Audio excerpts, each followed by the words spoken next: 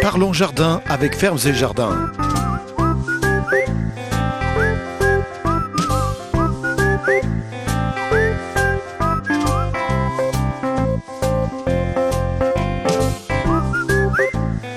Bienvenue dans votre émission Parlons Jardin.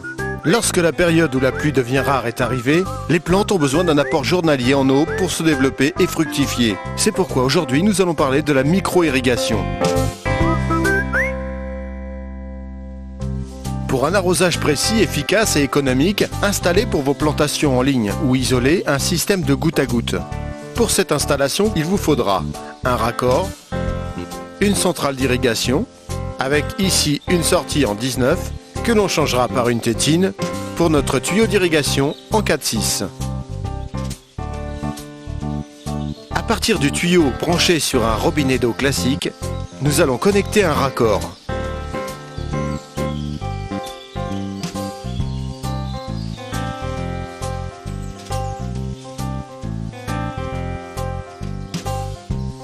Nous enclenchons notre centrale d'irrigation munie d'une tétine dans le raccord. Ensuite, on dévisse la tétine d'origine pour adapter une tétine en 4-6.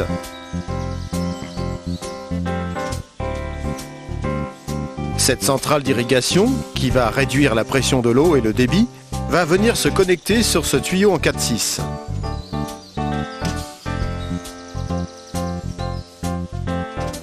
Il faut appuyer sur la languette,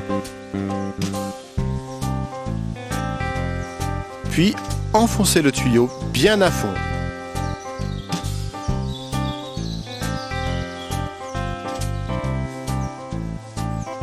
Voilà à quoi ressemble le départ pour notre micro-irrigation. Nous voici arrivés jusqu'à l'arbre à arroser avec notre tuyau 4-6.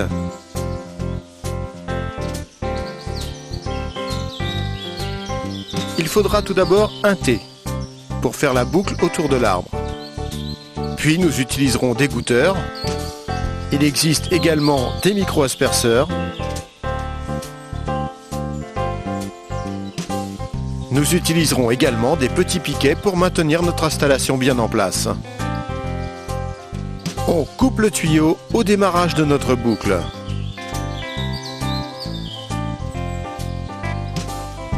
On va insérer notre T, comme tout à l'heure. Il faut appuyer sur la languette, puis bien enfoncer le tuyau jusqu'au bout. Idem pour la partie qui va démarrer notre boucle autour de l'arbre.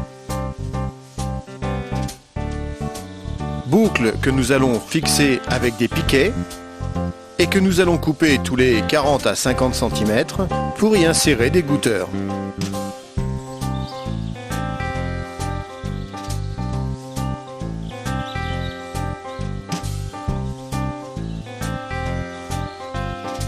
Une fois le tour de notre arbre effectué, nous refermons la boucle sur le T.